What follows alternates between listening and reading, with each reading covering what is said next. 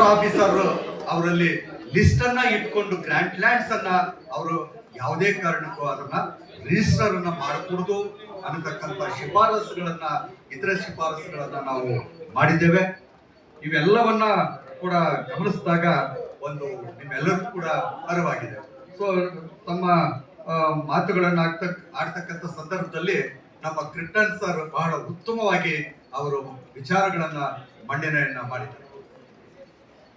ನಾವು section 4 and 5 of the PTCL act ಪ್ರಕಾರ ಅರ್ಜಿಯನ್ನ ಸಲ್ಲಿಸಬೇಕಾದ್ರೆ ಅದಕ್ಕೆ ನಿಖರವಾದಂತ ಅರ್ಜಿನೂ ಕೂಡ ಹಾಕ್ಬೇಕಾಗಿಲ್ಲ. ನಾವು ಜಸ್ಟ್ ಎಲ್ಲಿ ವೈಲೇಷನ್ ಆಗಿದೆ, ಯಾವ ಭೂಮಿ ವೈಲೇಷನ್ ಆಗಿದೆ, ಯಾವಾಗ ಆಗಿದೆ ಅಂತ ಹೇಳ್ಬಿಟ್ಟು ಒಂದು ಅರ್ಜಿಯಲ್ಲಿ ಕೊಟ್ರೆ ಅದನ್ನೇನೆ ಒಂದು ಅಸಿಸ್ಟೆಂಟ್ ಕಮಿಷನರ್ ಅವರು ಒಬ್ಬ ತನಿಖಾಧಿಕಾರಿಯಾಗಿ ಕೆಲಸವನ್ನ ಮಾಡಬೇಕು ಅನ್ನತಕ್ಕಂಥದ್ದು ಪಿಟಿಸಿಎಲ್ ಆಕ್ಟ್ ಅಲ್ಲಿ ಹೇಳುತ್ತೆ. ಯಾಕಂದ್ರೆ ಅವರು ಸ್ವಯಂ ಆಗಿ ಅವರೇ ಒಂದು ಇದನ್ನ ಪರಿಶೀಲನೆ ಮಾಡಬೇಕು ಅಂತ ಹೇಳ್ಬಿಟ್ಟು ಅಧಿಕಾರ ಕೊಡಬೇಕಾದ್ರೆ ನಾವು ಅರ್ಜಿ ಕೊಡ್ತಕ್ಕಂಥ ಅಗತ್ಯತೆನೇ ಬರೋದಿಲ್ಲ. ಅದನ್ನು ಕೂಡ ದುರಂತ ಒಂದು ಅರ್ಜಿಯನ್ನ ನಾವು ಕೊಡಬೇಕಾಗುತ್ತೆ. ಸೊ ಈ ಅರ್ಜಿಯನ್ನ ಕೊಡ್ತಕ್ಕಂಥ ಒಂದು ಇದರಲ್ಲಿ ಅರ್ಜಿ ಕೊಟ್ಟ ಮೇಲೆ ಸಂಪೂರ್ಣವಾಗಿ ರೆಕಾರ್ಡ್ಗಳನ್ನ ತರಿಸ್ಕೊಂಡು ರೆಸ್ಪಾಂಡೆಂಟ್ ಒಂದು ನೋಟಿಸ್ ಅನ್ನ ಕೊಟ್ಟು ಅವರ ಅಹವಾಲುಗಳನ್ನ ಕೇಳ್ಕೊಂಡು ನಮ್ಮ ಅಹವಾಲನ್ನ ಕೇಳತಕ್ಕಂಥ ಅಗತ್ಯತೆನೇ ಇಲ್ಲ. Being assistant commissioner according to act ಎಲ್ಲಾ ದಾಖಲೆಗಳನ್ನು ಅವರು ಪರಿಶೀಲನೆ ಮಾಡಿ ತರಿಸ್ಕೊಂಡು ಮಾಡಬೇಕಾಗಿರ್ತಕ್ಕಂಥ ಒಂದು ಜವಾಬ್ದಾರಿಯನ್ನ ಪಿಟಿಸಿಎಲ್ ಕಾಯ್ದೆ ಅವರ ಮೇಲೆ ಹೊರಿಸಿದೆ. ಆದ್ರೆ ಇವತ್ತು ಎಲ್ಲ ಕಡೆ ಕೂಡ ತಮಗೆ ಎಲ್ಲರೂ ಕೂಡ ಅನುಭವ ಇದೆ. ಅಸಿಸ್ಟೆಂಟ್ ಕಮಿಷನರ್ಗೆ ಅರ್ಜಿ ಕೊಟ್ರೆ ನಿನ್ ಕಾಸ್ಟ್ ಸರ್ಟಿಫಿಕೇಟ್ ಕೊಡ್ಬೇಕಾಗುತ್ತೆ, ಆಯ್ತು ರೆಕಾರ್ಡ್ ಎತ್ಕೊಬನ್ರಿ, ಅದೆತ್ಕೊಬನ್ರಿ, ಇದೆತ್ಕೊಬನ್ರಿ, ಎಲ್ಲವೂ ಕೂಡ ಆಗಿದೆ. ಬಹುಶಃ ನಮ್ಮ ಚಿಕ್ಕಬಳ್ಳಾಪುರ ಜಿಲ್ಲೆಯವರು ಯಾರಾದ್ರೂ ಇದ್ರೆ ನಿಮ್ಗೆ ಅರಿವಾಗುತ್ತೆ. ಅಸಿಸ್ಟೆಂಟ್ ಕಮಿಷನರ್ ಅವರು ಈ ಪಿಟಿಸಿಎಲ್ ಕೇಸ್ಗಳನ್ನ ಹಾಕಿದ್ರೆ ಅದನ್ನ ಹರಾಜು ಹಾಕೋದು ಒಂದೇ ಬಾಕಿ ಇದೆ. ಹರಾಜು ಹಾಕ್ತಕ್ಕಂಥದ್ದು ಒಂದೇ ಬಾಕಿ ಇದೆ. ರೆಸ್ಪಾಂಡೆಂಟ್ ಜಾಸ್ತಿ ದುಡ್ಡು ಕೊಟ್ರೆ ಅವನ ಪರ, ಪಿಟಿಸಿಎಲ್ ಅಪ್ಲಿಕೆಂಟ್ ಜಾಸ್ತಿ ದುಡ್ಡು ಕೊಟ್ರೆ ಅವನ ಪರ. ಕಾನೂನಿನ ಅಲ್ಲಿ ಅಪ್ಲಿಕೇಬಲ್ ಆಗೋದೇ ಇಲ್ಲ. ಇನ್ನು ಹೋಗ್ಲಿ ಲೋಕಾಯುಕ್ತರು ಇನ್ನೊಬ್ರು ಅಂದ್ರೆ ತೋಳನ್ನೇ ಕುರಿ ಕಾಯ್ಲಿಕ್ಕೆ ಕಾವಲಿಟ್ಟಂಗ ಆಗಿದೆ ನಮ್ಮ ಸ್ಥಿತಿ ಚಿಕ್ಕಬಳ್ಳಾಪುರ ಜಿಲ್ಲೆಯಲ್ಲಿ. ತೋಳನ್ನ ಕುರಿ ಕಾಯ್ಲಿಕ್ಕೆ ನಾವು ಕಾವಲಿಟ್ಟಂಗಾಗಿದೆ ಲೋಕಾಯುಕ್ತನ ಚಿಕ್ಕಬಳ್ಳಾಪುರ ಜಿಲ್ಲೆಯಲ್ಲಿ.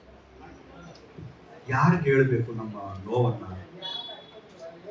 ಸೊ ಇಂಥ ಇದ್ರಲ್ಲಿ ಜಸ್ಟ್ ನಾವು ಒಂದು ಅಪ್ಲಿಕೇಶನ್ ಹಾಕೊಂಡ್ರೆ ಸಾಕು ಅನ್ನತಕ್ಕಂಥದ್ದು. ಇನ್ನ ಎಲ್ಲವೂ ಮಾಡಿ ಏನೋ ದುಡ್ಡೋ ಕಾಸೋ ಇನ್ಫ್ಲೂಯೆನ್ಸೋ ಇನ್ನೊಂದೋ ಮಾಡಿಕೊಂಡು ಎಸಿಯಲ್ಲಿ ಡಿಸಿಯಲ್ಲಿ ಎರಡರಲ್ಲೂ ಕೂಡ ನಮ್ಮ ಕಾನೂನನ್ನ ಉಳಿಸ್ಕೊಂಡು ಬರ್ತೀವಿ. ಇನ್ನ ಇದರಲ್ಲೂ ಬಂದಾಗ ಹೈಕೋರ್ಟ್ಗೆ ಬಂದಾಗ ನಮ್ಮ ಕ್ರಿಪ್ಟನ್ ಅವರು ಹೇಳದ ರೀತಿಯಲ್ಲಿ ನಾವು ನೋಡಿದ್ರೆ ಎಂತ ಒಂದು ಸಿಟ್ಟು ಬರುತ್ತಂದ್ರೆ, ಆಯ್ತಪ್ಪ 9 ವರ್ಷ ಮೀರಿದ ಮೇಲೆ ಮೂರೇ ಪ್ರಶ್ನೆ ಅವ್ರು ಕೇಳೋದು ನಮ್ಮ ಜಡ್ಜ್ಗಳು, ಯಾವಾಗ ಗ್ರಾಂಟು, ಯಾವಾಗ ನೀವು ರೆಸ್ಟೋರೇಷನ್ ಅಪ್ಲಿಕೇಶನ್ ಹಾಕಿದ್ದೀರಿ, ಯಾವಾಗ ಸೇಲು, ಯಾವಾಗ ಅಪ್ಲಿಕೇಶನ್ ಹಾಕಿದ್ದೀರಿ. 9 ವರ್ಷ ಮೀರಿದ್ಯಾ, ಎಸ್ ತಗೊಳಮ್ಮ ಡಿಕ್ಟೇಷನ್, ಅಷ್ಟೇ. ನಾವ್ ಏನ್ ಹೇಳಿದ್ರು ಕೂಡ ಇವ್ರಿಗೆ ಹೋಗ್ತಾ ಇಲ್ಲ ಕಿವಿಗಳೇ ಅನ್ನತಕ್ಕಂಥ. ಹೋಗ್ಲಿ 8 ವರ್ಷದ ಒಳಗಡೆನೆ ಇರುತ್ತೆ, 9 ವರ್ಷದ ಕೆಳಗಡೆನೆ ಅಂತವು ಕೂಡ ನಾವು ದುರಂತಗಳನ್ನ ನೋಡ್ತಾ ಇದ್ದೀವಿ. 9 ವರ್ಷದ ಒಳಗಡೆನೆ ಇತ್ತು ಅಂದ್ಕೊಳ್ರಿ, ನೀವು ಸೇಲ್ ಮಾಡಿ 9 ವರ್ಷದ ಒಳಗಡೆ ನೀವು ಅಪ್ಲಿಕೇಶನ್ ಹಾಕೊಂಡಿದ್ದೀರಿ, DCS ಉಳ್ಕೊಟ್ರು, ಇಲ್ಲೂ ಕೂಡ ಬಂತು ನೋಡ್ತಾರೆ. 9 ವರ್ಷದ ಕೆಳಗಡೆ ಇದೆಯಲ್ವಾ, ಹೆಂಗಿದ್ರನ್ನ ಡಿಸ್ಮಿಸ್ ರಿಟ್ ಅಪೀಲ್ ಅನ್ನ ಅಲೋ ಮಾಡಬೇಕು ಅಂತಕ್ಕಂಥ. ಅವಾಗ ಕೇಳ್ತಾರೆ, ಇದು ಯಾವ ರೂಲ್ಸ್ ಅಲ್ಲಿ ಗ್ರಾಂಟ್ ಆಗಿರೋದು, ಇದು ರೋಮ್ ಆಫ್ ಫುಡ್ ಸ್ಕೀಮಾ, ಕಿಮ್ಮತ್ ಕಟ್ಟಿದ್ದಾರೆ, ಅಥವಾ ಎಲ್ಲವೂ ಕೂಡ ನಾವು ಅದನ್ನು ಕೂಡ ಸಪ್ಲೈ ಮಾಡ್ತೀವಿ. ಅವಾಗ ಏನ್ ಹೇಳ್ತಾರೆ ಅಂದ್ರೆ, call for the record from the assistant commissioner or tahsildar. ನಾವು ಪಿಟಿಸಿಎಲ್ ಕೇಸ್ಗೆ ಅರ್ಜಿ ಹಾಕಬೇಕಾದ್ರೆ ಗ್ರಾಂಟ್ ಸರ್ಟಿಫಿಕೇಟ್ ಅನ್ನ, ಸರ್ಟಿಫೈಡ್ ಕಾಪಿಯನ್ನ ತೆಗೆದುಕೊಂಡಿರ್ತೀವಿ. ಒರಿಜಿನಲ್ ಇರಲ್ಲ ಬಿಡ್ರಿ ನಮ್ಮ ಹತ್ರ, ಯಾಕಂದ್ರೆ ಇಷ್ಟೊತ್ತು ಹೇಳಿದ್ರು ಏನೇನೋ ಆಗಿರ್ತವೆ ಅದನ್ನ. ಮತ್ತು ಪರ್ಚೇಸರ್ ಅದನ್ನ ಪರ್ಚೇಸ್ ಮಾಡ್ಬೇಕಾದ್ರೆ ಒರಿಜಿನಲ್ ಡಾಕ್ಯುಮೆಂಟ್ ಅನ್ನು ಕೂಡ ಇಸ್ಕೊಂಡಿರ್ತಾನೆ, ಟೈಟಲ್ ಡೀಡ್ ಅನ್ನು ಕೂಡ ಇಸ್ಕೊಂಡಿರ್ತಾನೆ. ಹಾಗಾಗಿ ನಮ್ಮಲ್ಲಿ ಒರಿಜಿನಲ್ ಇರೋದಿಲ್ಲ. ಸರ್ಟಿಫೈಡ್ ಕಾಪಿ ತಗೊಳ್ತೀವಿ ಯಾವಾಗ ನಾವು AC ಅವ್ರ ಹತ್ರ ಅಪ್ಲಿಕೇಶನ್ ಹಾಕಬೇಕಾದ್ರೆ, ತಗೊಂಡು ಅದನ್ನು ಹಾಕಿರ್ತೀವಿ. ಇಲ್ಲಿ ಹೈಕೋರ್ಟ್ ಅಲ್ಲಿ ಇವರು ಎಸ್ ಇಂದ ತಹಶೀಲ್ದಾರ್ ಇಂದ ಕಾಲ್ಫಾರ್ ರೆಕಾರ್ಡ್ ಮಾಡ್ರಿ ಅಂತ ಹೇಳಿದಾಗ ಈ ಹೈಕೋರ್ಟ್ ಇಂದ ಏನಾದ್ರು ಕಾಲ್ಫಾರ್ ಆಗಿದ್ರೆ ರೆಕಾರ್ಡ್ ಅಷ್ಟೊತ್ತಿಗೆ ರೆಕಾರ್ಡ್ ಏನ ದಾಖಲೆಗಳು ಲಭ್ಯವಿಲ್ಲ ಅಂತ ಹೇಳ್ಬಿಟ್ಟು ಹೈಕೋರ್ಟ್ಗೆ ಅಥವಾ DC ಅವ್ರಿಗೆ ಒಂದು endorsement from the tahsildar office ಇಂದ ಬರುತ್ತೆ. ಅವಾಗ ನಮ್ಮ ಹೈಕೋರ್ಟ್ನವರು DC ಅವ್ರು ಏನ್ ಹೇಳ್ತಾರೆ, ನಮ್ಮನ್ನು ಕಾಲ್ಫರ್ ಮಾಡ್ತಾರೆ. So this grant certificate is concocted document, created document. ನೋಡಿ ಹೇಗಿದೆ ನಮ್ಮಗಳ ಸ್ಥಿತಿ. ಹೈಕೋರ್ಟ್ನವ್ರು ಕೇಳಿದ್ದೆಲ್ಲ ಕೊಟ್ರೆ ಯಾವುದೋ ಸಂಧಿಯಲ್ಲಿ ತೋರ್ಕೊಂಡು ಒಟ್ಟಾರೆ ನಮ್ಮ ಕೇಸನ್ನ ಫೇಲೂರ್ ಮಾಡಬೇಕು ಅನ್ನತಕ್ಕಂಥ ಮನೋಸ್ಥಿತಿ ನಮ್ಮ ನ್ಯಾಯಾಂಗದಲ್ಲಿ ಬರ್ತಾ ಇದೆ. ಇಲ್ಲಿಂದ ಹೈಕೋರ್ಟ್ ಇಂದ ಹಿಡಿದು ಸುಪ್ರೀಂ ಕೋರ್ಟ್ ವರೆಗೂ ಕೂಡ ಅನೇಕ ತೀರ್ಪುಗಳು ಇತ್ತೀಚೆಗೆ ನೋಡ್ತಾ ಇದ್ದೇವೆ. ಎಷ್ಟು ದುರಂತವಾಗಿರ್ತಕ್ಕಂಥ ಒಂದು ತೀರ್ಪುಗಳು ಬರ್ತಾ ಇದ್ದಾವೆ ಅನ್ನತಕ್ಕಂಥದ್ದು ನಾವು ನೋಡ್ತಿದ್ದೇವೆ. ಮತ್ತೆ ಇದೆಲ್ಲವೂ ಕೂಡ ಹೇಳೋದು ಅವರು ಬಾರ್ಡ್ ಬೈ ಲಿಮಿಟೇಷನ್ ನಾವು ಟಚ್ ಮಾಡಿದ್ರೆ ಲಿಮಿಟೇಷನ್ ಅಪ್ಲಿಕಬಲ್ ಆಗೋದಿಲ್ಲ ಅಂದ್ರೆ ಡಿಲೇ ಅಂಡ್ ಲ್ಯಾಚಸ್ ಅಂತಾರೆ. ಡಿಲೇ ಅಂಡ್ ಲ್ಯಾಚಸ್ಗೆ ಅನೇಕ ಕಾರಣಗಳು ಕೊಟ್ರೆ ಅವ್ರು ಕೇಳೋಕೆ ರೆಡಿ ಇಲ್ಲ.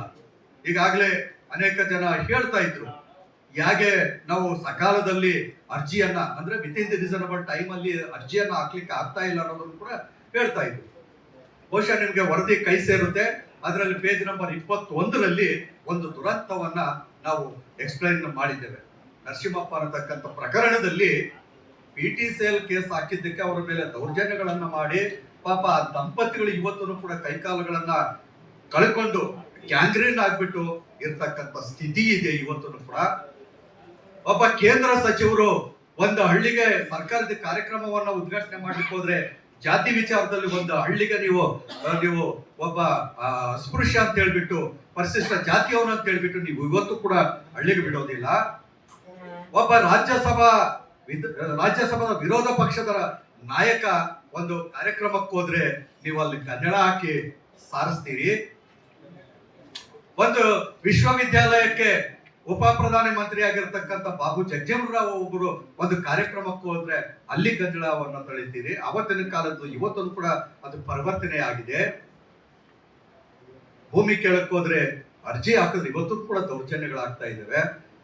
ಒಬ್ಬ ರಾಜ್ಯಸಭಾ ವಿರೋಧ ಪಕ್ಷದ ನಾಯಕರಿಗೆ ಆ ಗತಿಯಾದ್ರೆ ಹಳ್ಳಿಯಲ್ಲಿ ಅಸ್ಪೃಶ್ಯತೆಯಿಂದ ಅನೇಕ ರೀತಿಯಾದಂತ ಒಂದು ಸಾಮಾಜಿಕ ಅಸಮಾನತೆಯಿಂದ ಬದುಕತಕ್ಕಂಥ ಒಬ್ಬ ಪರಿಶಿಷ್ಟ ಜಾತಿ ಪರಿಶಿಷ್ಟ ವರ್ಗದವನು ಇವತ್ತು ಕೂಡ ಅರ್ಜಿ ಹಾಕ್ಲಿಕ್ಕೆ ಅವನಿಗೆ ಸಾಮರ್ಥ್ಯ ಇಲ್ಲ, ಅವಕಾಶ ಇಲ್ಲ. ಇಂಥ ಸಂದರ್ಭದಲ್ಲಿ ಹೇಗೆ ನಾವು with in the reasonable time ಅಲ್ಲಿ ನಾವು ಅರ್ಜಿಯನ್ನು ಹಾಕ್ಲಿಕ್ಕೆ ಸಾಧ್ಯ ಆಗುತ್ತೆ ಅನ್ನತಕ್ಕಂಥದ್ದು ಬಹುಶಃ ನಮ್ಮ ಹೈಕೋರ್ಟ್ನ ಸುಪ್ರೀಂ ಕೋರ್ಟ್ನ ನ್ಯಾಯಾಧೀಶರುಗಳು ಅರ್ಥ ಮಾಡ್ಕೋಬೇಕಾಗಿದೆ. ನಾವು ಅರ್ಥವನ್ನ ಮಾಡಿಸ್ಲಿಕ್ಕೆ ಹೊರಟಿದ್ದೀವಿ. ಮತ್ತು ಅದೇ ರೀತಿ ಒಂದು ಕಾಯ್ದೆಯಲ್ಲಿ ಹಲವಾರು ನ್ಯೂನತೆಗಳು ಇದಾವೆ, ಅವುಗಳನ್ನ ಸರಿಪಡಿಸಬೇಕಾಗಿದೆ ಅಂತಕ್ಕಂಥದ್ದು ಹೇಳ್ತಾರೆ ನಮ್ಮ ಮಾನ್ಯ ಹೈಕೋರ್ಟ್ನ ಸುಪ್ರೀಂ ಕೋರ್ಟ್ನ ಜಡ್ಜ್ಗಳು. PTCL ಕಾಯ್ದೆಯಲ್ಲಿ ಅನೇಕ ಒಂದು ನ್ಯೂನತೆಗಳು ಇರೋದ್ರಿಂದ ಅವುಗಳನ್ನ ಅನುಷ್ಠಾನಗೊಳಿಸ್ಲಿಕ್ಕೆ ಆಗ್ತಾ ಇಲ್ಲ ನಾವು ಅಂತ ಹೇಳ್ಬಿಟ್ಟು ಆ ಪೀಠವನ್ನ ಬಿಟ್ಟು ಇತರ ಕಡೆ ಬಂದಾಗ ಮೊಸಳೆ ಕಣ್ಣೀರನ್ನ ಸುರಿಸ್ತಾರೆ. ನಾನು ಅವ್ರಿಗೆ ಪ್ರಶ್ನೆ ಕೇಳೋದೇನಂದ್ರೆ 1979 ಜನವರಿ 1ನೇ ತಾರೀಕಿಂದ ಅನೇಕ ತೀರ್ಪುಗಳು ಬಂದಿವೆ 2017ರವರೆಗೂ. ಅಫ್ಕೋರ್ಸ್ ಇದು ನಾಗಪ್ಪ ಕೇಸು 2012ರಲ್ಲಿ ಬಂತು. ಅಲ್ಲಿವರೆಗೂ ನಿರಂತರವಾಗಿ PTCL ಕೇಸನ್ನ ಸಂವಿಧಾನದ ನೆರಳಿನಲ್ಲಿ, ಸಂವಿಧಾನದ ಪೀಠಿಕೆಯ ನೆರಳಿನಲ್ಲಿ, ಸಂವಿಧಾನದ ರಾಜ್ಯ ನಿರ್ದೇಶಕ ತತ್ವಗಳ ನೆರಳಿನಲ್ಲಿ ಇವುಗಳೆಲ್ಲವನ್ನ ಬೆಳಕು ಚೆಲ್ಲಿ ಇದು ಎಸೆನ್ಷಿಯಲ್ ಇದೆ ಅನ್ನತಕ್ಕಂಥದ್ದು ಅನೇಕ ತೀರ್ಪುಗಳು ಸುಪ್ರೀಂ ಕೋರ್ಟ್ ಅಲ್ಲೇ ಬಂದಿದೆ. ಹರಿಶ್ಚಂದ್ರ ಹೆಗಡೆ ಇರ್ಬೋದು ಅಥವಾ ಇತರು ಇದು ಯಾಕೆ ಆಕ್ಟ್ ನ ಗುರಿ ಉದ್ದೇಶಗಳು ಏನು ಅಂತ ಹೇಳಿಬಿಟ್ಟು ಅಲ್ಲಿ ಹೇಳಿವೆ. ಇವಕ್ಕೆಲ್ಲಕ್ಕಿಂತ ಮುಖ್ಯವಾಗಿ ನಮ್ಮ ಮಂಚೇಗೌಡ ಪ್ರಕರಣ ಏನಂದ್ರೆ ಇದು ಆರ್ಟಿಕಲ್ 14 ಅನ್ನ ವೈಲೇಷನ್ ಆಗುತ್ತೆ ಅಂತ ಹೇಳ್ಬಿಟ್ಟು ಈ ಆಕ್ಟ್ ನನ್ನ ನೀವು ಕಾನ್ಸ್ಟಿಟ್ಯೂಷನಲ್ ವ್ಯಾಲಿಡಿಟಿ ಬಗ್ಗೆ ಹೋದ್ರಲ್ವ, ಇಲ್ಲಿಂದ ಸುಪ್ರೀಂ ಕೋರ್ಟ್ ಲಾರ್ಜರ್ ಬೆಂಚ್ ಕೂತ್ಕೊಂಡು ಇದು ಸಂವಿಧಾನಬದ್ಧವಾಗಿದೆ ಅಂದ ಮೇಲೆ ಅದನ್ನ ಮತ್ತೆ ಅವರಿಗಿಂತ ಬುದ್ಧಿವಂತರ ಈಗಿರ್ತಕ್ಕಂಥ ಸುಪ್ರೀಂ ಕೋರ್ಟ್ ಜಡ್ಜ್ಗಳು ಅಥವಾ ನಮ್ಮ ಹೈಕೋರ್ಟ್ನ ಜಡ್ಜ್ಗಳು, ಅಲ್ಲಿಗೆ ಅವರೆಲ್ಲ ಇದುವರೆಗೂ ಕೂಡ 2012 ತೀರ್ಪುಗಳು ಅನೇಕ ಈ ಆಕ್ಟ್ ಪರವಾಗಿ ಕೊಟ್ಟರಲ್ಲ, ಭೂಮಿಯನ್ನು ಉಳಿಸ್ಬೇಕು ಅಥವಾ ಈ ಸಂವಿಧಾನದ ಉಳಿಸ್ಬೇಕಾದ್ರೆ ಇವು ಬೇಕು ಈ ಆಕ್ಟ್ ಅಂತ ತೀರ್ಪುಗಳು ಕೊಟ್ರಲ್ಲ, ಅವ್ರಿಗಿಂತ ಬುದ್ಧಿವಂತರು ಇವರು. ಹಾಗಾದ್ರೆ ಅವರೆಲ್ಲ ದಟ್ಟರು ಇವ್ರ ಲೆಕ್ಕಾಚಾರದಲ್ಲಿ. ಕಾಯ್ದೆ ಅವ್ರಿಗೊಂದ್ ರೀತಿ ಕಾಣಿಸ್ತು, ಇವ್ರಿಗೊಂಥರ ಕಾಯ್ದೆ ಕಾಣಿಸ್ತಾ ಇದೆ. ಹಾಗಾಗಿ ಬಹುಶಃ ನಮ್ಮೆಲ್ಲರ ಈ ಒಂದು ರಿಪೋರ್ಟ್ ಅನ್ನ ನಾವು ನಮ್ಮ ಅನೇಕ ಹೋರಾಟಗಾರರಲ್ಲಿ ಮನವಿ ಮಾಡ್ಕೊಳ್ಳೋದಂದ್ರೆ, ನಮ್ಮ ಸುಪ್ರೀಂ ಕೋರ್ಟ್ ನಲ್ಲಿ ಇರ್ತಕ್ಕಂಥ ಜಡ್ಜ್ಗಳನ್ನು ಕೂಡ ಕರೆಸಿ ಒಂದಿದ್ದ ಸೆಮಿನಾರ್ಗಳಿಗೆ ಅವ್ರಿಗೆ, ಯಾಕಂದ್ರೆ ಅಲ್ಲಿ ಕೂತ್ಕೊಂಡು ಕೇಳಿಸ್ಕೊಳ್ಳಕ್ಕೆ ಅವ್ರಿಗೆ ಅವಧಾನ ಇಲ್ಲ. ಇಂಥ ವೇದಿಕೆಗಳಿಗೆ ನೈಸಾಗಿ ಅವ್ರನ್ನ ಕರ್ಕೊಬಂದು ಅವ್ರ ಮುಂದ್ಗಡೆ ನಮ್ಮ ಅಹವಾಲುಗಳನ್ನ ಇಟ್ಟಾಗ ಬಹುಶಃ ಕಿವಿಗೆ ಏನಾದ್ರು ಅವಾಗ ಏನಾದ್ರು ಹೋಗ್ತವೇನೋ. ನಮ್ಮ ಹೈಕೋರ್ಟ್ ಜಡ್ಜಸ್ ಗಳನ್ನ, ಸುಪ್ರೀಂ ಕೋರ್ಟ್ ಜಡ್ಜಸ್ ಗಳನ್ನ ಕೂಡ ಕರ್ಕೊಬಂದು ಒಂದು ಸೆಮಿನಾರ್ಗಳಲ್ಲಿ ಕೂರಿಸಿ ಅವ್ರಿಗೆ ಕಿವಿಯನ್ನ ತುಂಬಬೇಕು ಅಂತ ಹೇಳ್ಬಿಟ್ಟು ಈ ಸಂದರ್ಭದಲ್ಲಿ ನಮ್ಮ ಹೋರಾಟಗಾರರಲ್ಲಿ ನಾನು ಕೇಳ್ಕೊಳ್ತೇನೆ. ಹಾಗಾಗಿ ಈ ಹೋರಾಟಗಳು ಬಹುಶಃ ಇಷ್ಟಕ್ಕೆ ಆಗೋದಿಲ್ಲ. ಹಾಗಾಗಿ ನಮ್ಮೆಲ್ಲರ ಮುಂದಿರ್ತಕ್ಕಂಥ ಪ್ರಶ್ನೆ, ನೆಕ್ಕಂಟಿ ರಾಮಲಕ್ಷ್ಮಿ ರಿವ್ಯೂ ಪಿಟಿಷನ್ ಕಡೆ ಸರ್ಕಾರವನ್ನ ನಾವು ಒತ್ತಡ ಮಾಡಿ ಅಲ್ಲಿ ಒಂದು ಪ್ರಬಲವಾಗಿ ವಾದಗಳನ್ನ ಮಂಡಿಸಿ ಪ್ರಬಲವಾಗಿ ಅಲ್ಲಿ ನ್ಯಾಯವನ್ನ ಪಡ್ಕೊಂಡ್ರೆ ನಮ್ಗೆ ನ್ಯಾಯ ದೊರಕುತ್ತೆ ಅಂತ ಈ ಸಂದರ್ಭದಲ್ಲಿ ಹೇಳ್ತಾ, ಬಹುಶಃ ನಾನು ಯಾರಿಗೂ ಕೂಡ ನೋವುಂಟು ಮಾಡಬಾರ್ದು, ನೋವುಂಟು ಮಾಡಿರ್ತಕ್ಕಂಥ ಉದ್ದೇಶದಿಂದ ನಾನು ಮಾತಾಡಿಲ್ಲ. ಪಿಗೆ ಒಬ್ಬ ಶೆಡ್ಯೂಲ್ ಕಾಸ್ಟ್ ಅಡ್ವೊಕೇಟ್ ಆಗಿ ನನಗೂ ಕೂಡ ಒಂದು ಸಾಮಾಜಿಕ ಜವಾಬ್ದಾರಿ ಇದೆ ಅನ್ನತಕ್ಕಂಥ ಇದನ್ನ ತಿಳ್ಕೊಂಡು ನಾನು ಮಾತಾಡಿದ್ದೀನಿ.